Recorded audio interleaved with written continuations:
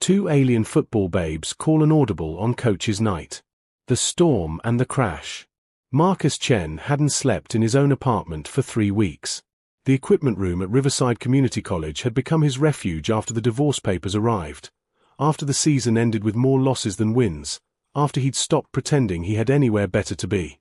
The old leather couch smelled like decades of athletic tape and forgotten dreams, but at least it didn't echo with absence the way his empty bedroom did. Tonight the sky had gone strange. Through the high windows, Marcus watched colors he'd never seen before ripple across the darkness, violet bleeding into silver, green flashing like summer lightning. The meteorologists on his phone called it an unprecedented auroral event, but Marcus just called it another sleepless night. He'd given up on rest anyway, was halfway through re-watching game footage from his playing days when the lights died. The crash came 30 seconds later. Not thunder. Not a transformer blowing. The sound of something massive and impossibly fast meeting Earth at an angle that shouldn't have been survivable. Marcus's linebacker instincts kicked in before his brain caught up, and he was running toward the practice field before he remembered he wasn't 22 anymore, that his knee would hate him tomorrow. The pod, because what else could he call something that gleamed like a pearl and hummed with dying energy, had carved a smoking trench into the turf just beyond the goalposts. Its surface was seamless, crystalline, catching the strange stormlight and throwing it back in fractals. Marcus approached cautiously, phone out to call someone. Campus security? The police? NASA? Then it opened. She emerged first, unfolding from the pod's interior like a poem written in light. Tall, easily 6 feet, with skin the color of moonlight on water, pearl white with an undertone of warmth that seemed to glow from within. But it was the patterns that stopped Marcus's breath. Golden lines that traced her shoulders, spiraled down her arms, branched across her collarbones like living circuitry or the most beautiful tattoos he'd ever seen. They pulsed gently with her heartbeat. Her hair was pure silver, intricately braided and wound into a crown that somehow stayed perfect despite the crash. The second woman was smaller, maybe 5'8", but carried herself with the compact confidence of every great wide receiver Marcus had ever coached. Her skin was a warm amber that seemed to hold sunlight, traced with bioluminescent emerald lines that followed her spine, wrapped her ribs, descended her legs in patterns that looked almost like play roots. Her silver hair fell loose past her shoulders, wild and beautiful. Both wore something between athletic gear and armor, form-fitting material in midnight blue that looked built for speed and impact. Both were soaked from the storm, shivering despite the strange light in their eyes that suggested they didn't show weakness easily. They spoke to each other in a language that sounded like wind chimes and mathematics, then turned to look at Marcus. 4 eyes met his, one set pale gold, one set emerald, and he felt something shift in his chest that had nothing to do with the impossibility of the situation and everything to do with the way they both looked lost and fierce and utterly beautiful in the dying light of their crashed ship. The taller one's golden paths flared brighter. The shorter one's emerald traces pulsed in response. Then, in unison, they took a step toward him, hands outstretched like either a plea or a promise, and Marcus Chen made the decision that would change everything. He didn't run.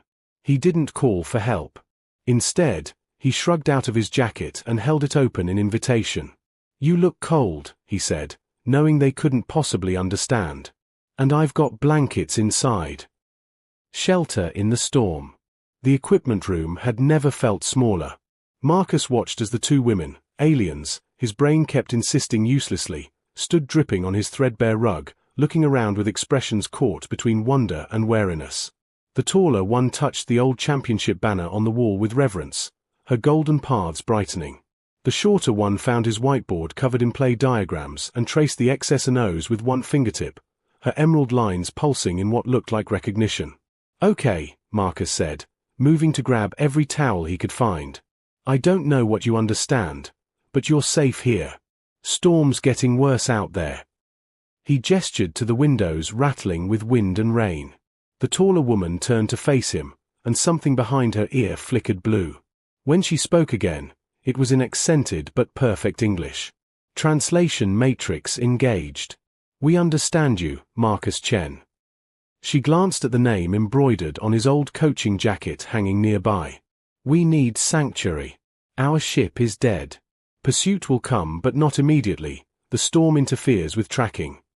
Marcus blinked. "You know my name." You speak English now.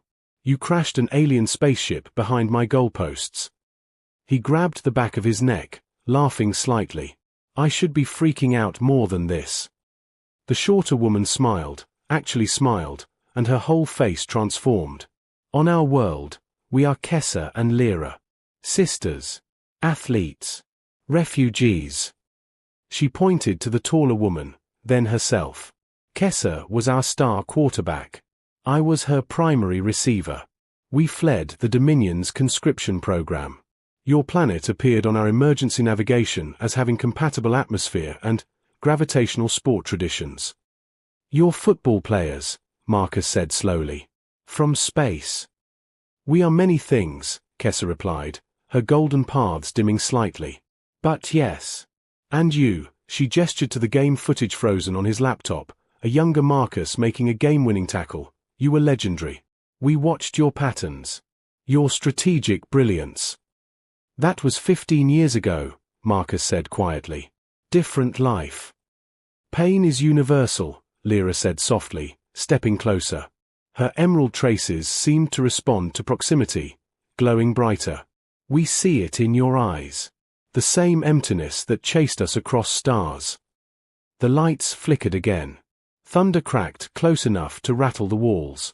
Without thinking, Marcus handed them towels. You're both freezing.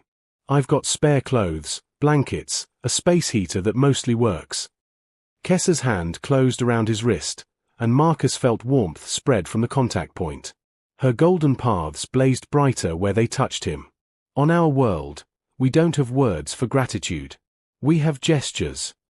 She released him, but something in her gaze held him more firmly than any grip. Lyra moved to his other side, close enough that he could feel heat radiating from her skin despite the shivering. Touch is our primary language. The way your people use tone, we use connection. Her emerald lines traced down her arms, beautiful and mesmerizing. May we thank you properly? Marcus's mouth went dry. I don't. I'm not sure what that means. It means we're cold, you're kind, and loneliness recognizes itself, Kessa said simply. She began unwinding her silver braids, and Marcus watched the hair fall in waves around her shoulders. We crashed on your world tonight, but perhaps we've all been falling for longer than that. The storm howled. The lights flickered to emergency mode, casting everything in amber. And Marcus, who hadn't let anyone close since his marriage dissolved, found himself nodding. There's an old couch. Blankets. We can ride out the storm together. Together, Lyra repeated, testing the word. Her smile could have lit the whole dark campus. Yes. We choose together. They arranged themselves with an ease that should have been awkward but somehow wasn't. Marcus in the middle because he ran warmest, Kessa on his left with her golden paths creating soft light, Lyra on his right with emerald traces painting patterns across all of them. The blankets cocooned them. The storm raged outside. And for the first time in 5 years, Marcus Chen felt the space in his chest where his heart lived begin to warm. Kessa's hand found his, fingers interlacing. Lyra's head rested on his shoulder, her breath evening out. Outside, lightning split the sky. Inside, 3 lost souls discovered that sometimes sanctuary wears a stranger's face, speaks an alien tongue, and glows in colors you never knew existed but suddenly can't imagine living without. Stay, Marcus whispered, unsure if he meant through the storm or something longer. Both sisters' bioluminescent patterns flared in response. Yes, they answered together, and it sounded like a vow. The language of touch. The storm peaked near midnight, and that's when everything changed. Marcus had been drifting in and out of sleep, hyper-aware of the 2 warm bodies pressed against him, when Kessa shifted. Her golden paths brightened enough that he could see her face clearly in the darkness, see the way she was looking at him with an intensity that made his pulse quicken. In our culture, she said quietly, touch is how we speak truth. Words can deceive. Bodies cannot. Her fingertips traced his jawline, feather light. You've been alone so long you've forgotten what it feels like to be chosen. Marcus couldn't breathe. I don't understand what's happening here. Don't you? Lyra murmured from his other side, propping herself up on one elbow. Her emerald traces glowed brighter, creating patterns across his chest where her hand rested over his heart. We fled across the galaxy to escape being used as weapons. You fled into this room to escape the memory of someone who stopped choosing you. She leaned closer. But we choose you, Marcus Chen. Both of us. Is that permitted in your world? His ex-wife had accused him of being married to football, of never being fully present, of loving the game more than her. Maybe she'd been right. But these two women looked at him like he was the game, the prize, the victory worth risking everything for. It's not common, Marcus managed. But it's not forbidden either. Kessa smiled, slow and devastating. Then may I kiss you? Because your kindness tastes like starlight to someone who's been running through darkness. Marcus had forgotten how to want. Had spent 5 years convincing himself that being alone was easier, safer, less painful than trying again. But Kessa's golden paths blazed against his skin like promises written in light, and when he nodded, when she leaned in and pressed her lips to his, he remembered what it felt like to burn. Her mouth tasted like ozone and something sweet he couldn't name, and her kiss was gentle at first, almost tentative, before deepening into something that felt like coming home after a war. Her golden traces seemed to react to his touch, blazing brighter wherever his hands found her waist, her back, tangling in that silver hair. When they finally broke apart, both breathing hard, Lyra was watching them with eyes that held heat and affection in equal measure. "My turn," she asked, but she was already moving, already claiming Marcus's mouth with a kiss that was different from Kessa's. Playful where her sister was intense, quick and teasing where Kessa had been slow and thorough. Her emerald lines pulsed against him in patterns that felt like joy made visible. "This is insane," Marcus whispered when Lyra pulled back, but he was smiling for the first time in months. "Sanity is overrated," Kessa replied, and then both sisters were kissing him, taking turns, sometimes pressing kisses to his jaw, his neck, his shoulders, anywhere they could reach. Their hands mapped his body with reverence, over old scars, across muscle gone soft from too many years of defeat, along the places where he'd forgotten he could still feel. Between kisses, they taught him about Trinity bonding, how on their world love was often shared between three because balance required it. Marcus taught them about Earth's heavier gravity, how it made everything more grounded, more real, how you could lose yourself in another person's orbit and never want to escape. Clothes stayed on, mostly, but inhibitions dissolved.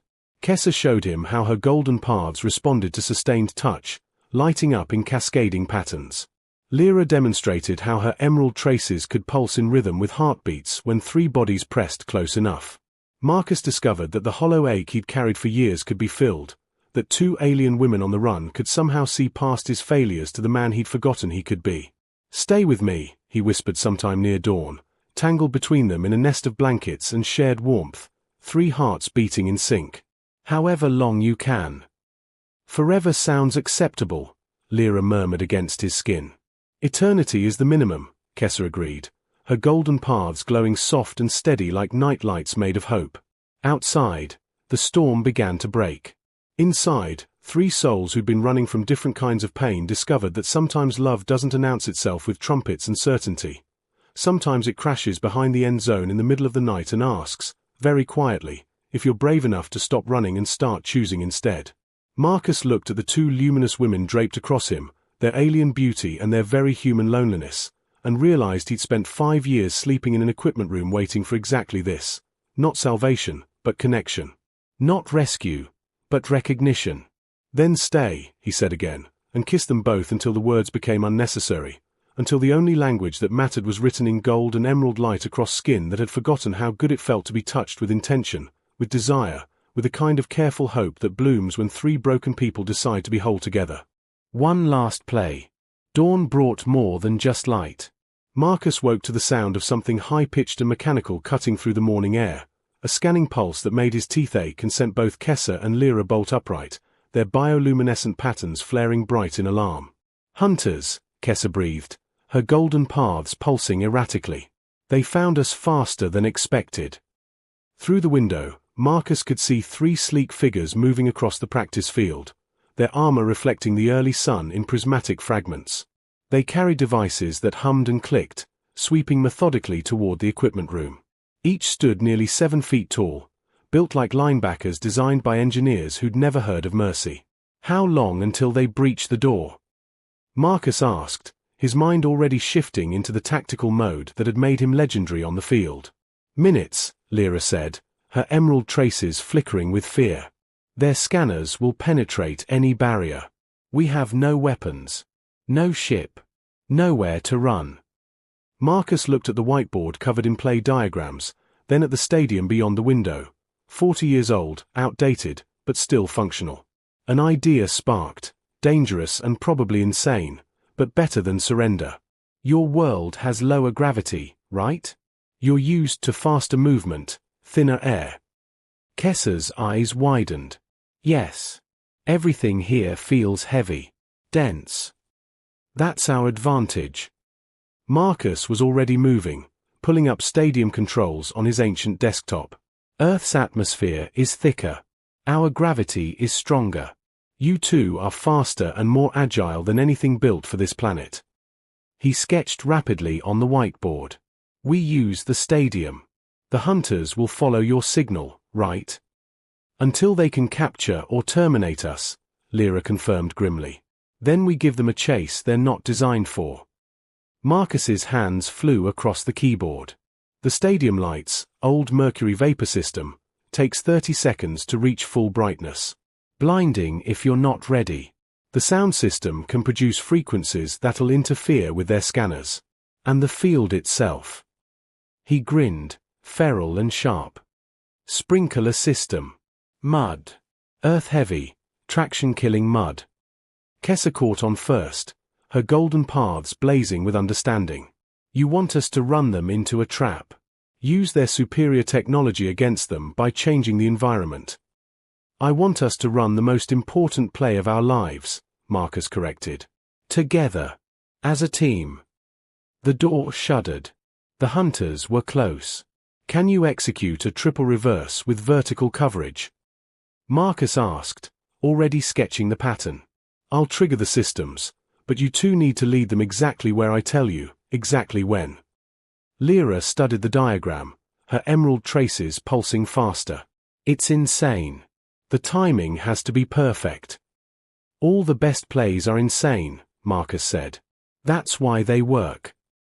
The sisters looked at each other, then at Marcus. Some wordless communication passed between them, and they nodded in unison. Call the play, coach, Kessa said. They burst from the equipment room as the door began to buckle, sprinting across the field with Marcus shouting coordinates from the control booth. The hunters immediately gave chase, faster than any human could move, their weapons charging with lethal intent. Kessa, cut left at the 30. Marcus's voice boomed over the stadium speakers. Lyra, delay route, fake right.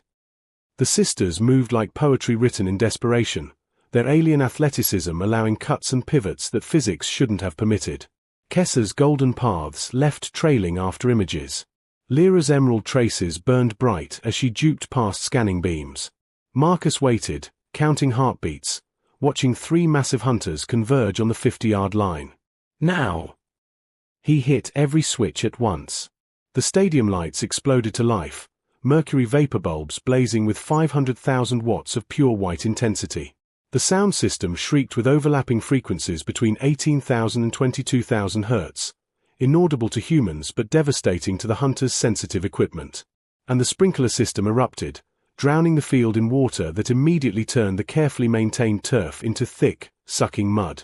The hunters, built for low-gravity precision, couldn't adjust. Their armor, designed for speed, became an anchor. Their sensors, overwhelmed by light and sound and electromagnetic interference, went haywire. All three stumbled, slipped, crashed into each other in a tangle of expensive technology rendered useless by mud, light, and Earth's unforgiving gravity. Kessa and Lyra converged on Marcus's position, barely winded despite the sprint. Through the chaos, a fourth figure emerged, smaller, wearing diplomatic colors rather than hunter armor. An official of some kind, watching the scene with what might have been approval. The official raised one hand, and the hunters immediately powered down their weapons. When she spoke, her voice carried across the field without amplification. Impressive tactics. Human. You've proven these two can survive and adapt to your world. The Dominion recognizes asylum when it's earned through demonstration of value. She looked at Kessa and Lyra. You are released from conscription. This planet is now your sanctuary. Then she and the hunters simply walked away, their ship lifting off from behind the goalposts with a whisper of displaced air, leaving nothing but scorched grass and 3 people standing in the aftermath of impossible victory. Marcus descended from the booth on shaking legs. Kessa and Lyra met him at the 50-yard line, all 3 of them covered in mud and rain and the kind of exhilaration that comes from surviving something that should have killed you. We won, Lyra breathed, disbelieving. No, Marcus corrected, pulling them both close, feeling their patterns glow bright against his chest. We didn't win. We stayed together. That's better. Kessa kissed him hard, tasting like victory and rain. Lyra joined in, her laughter bubbling up between kisses. 3 people tangled together in the end zone, muddy and exhausted and more alive than any of them had felt in years. Take us home, coach, Kessa whispered. Wherever that is now. Marcus looked at the equipment room, that cramped space he'd been hiding in for years, and realized it had become something else entirely. Home is wherever the 3 of us are, he said. Everything else is just geography.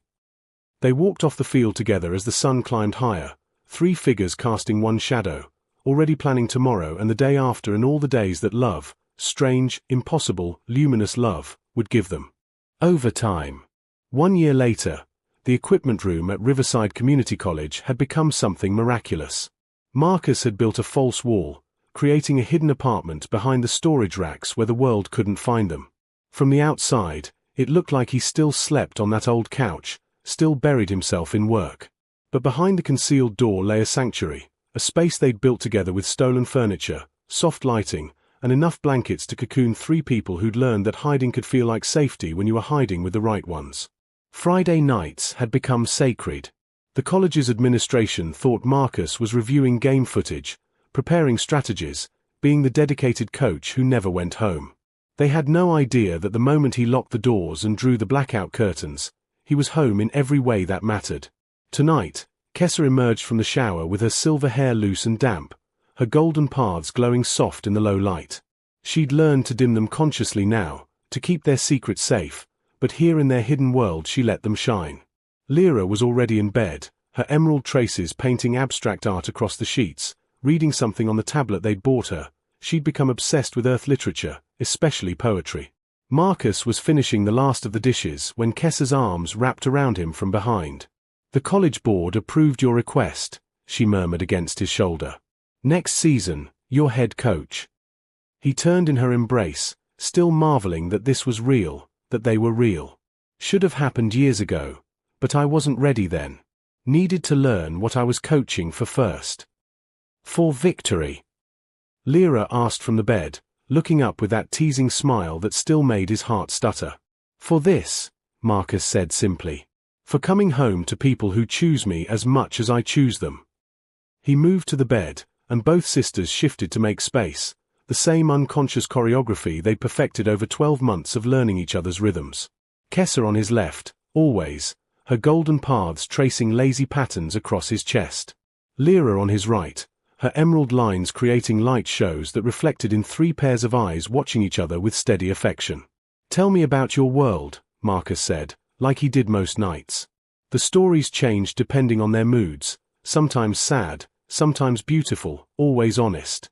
Tonight Kessa spoke of championship games played in zero gravity, of arenas that floated between moons, of the first time she and Lyra executed a perfect play and realized they were unstoppable together.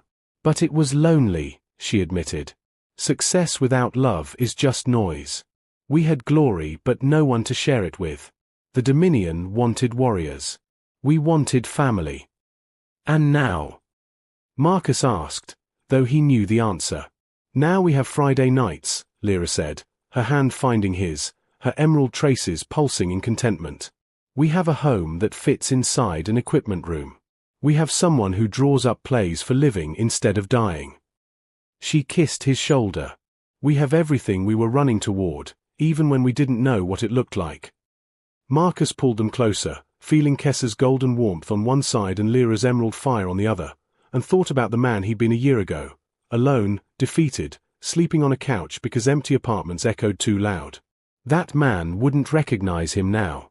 That man hadn't known that love could crash land behind a goalpost, could speak in bioluminescent languages, could teach you that family wasn't about blood or species or even gravity. It was about choosing to stay when everything else said run. I love you both, he said, simple and true. In case I forget to mention it. Kessa's golden paths flared bright. Impossible.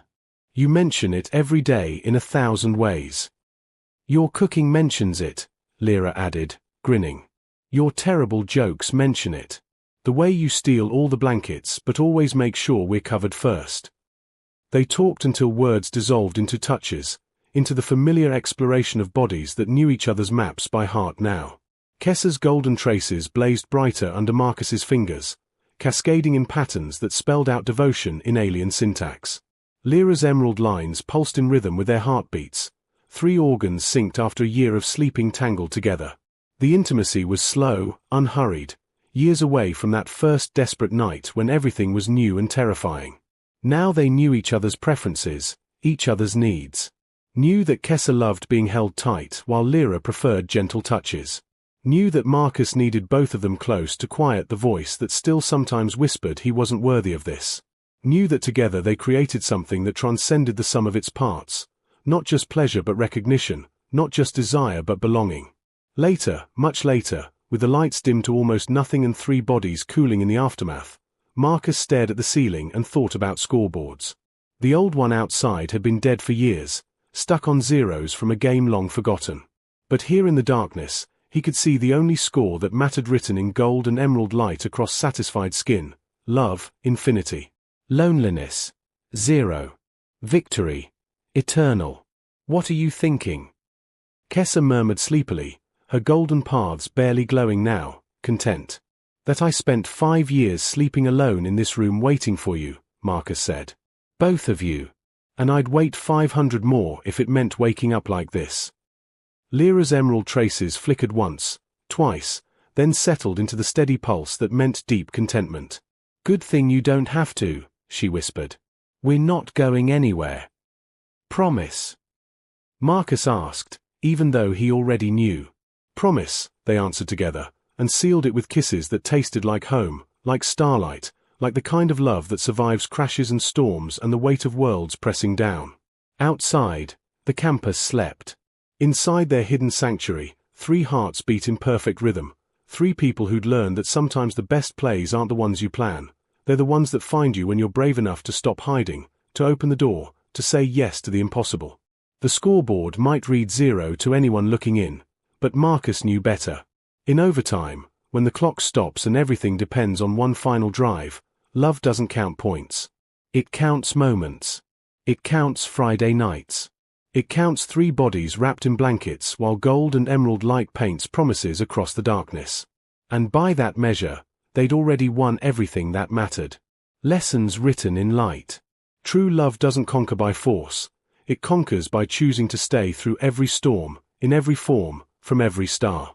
Home is not a place marked on maps or hidden behind walls. It is the arms that catch you when gravity, literal or emotional, tries to bring you down.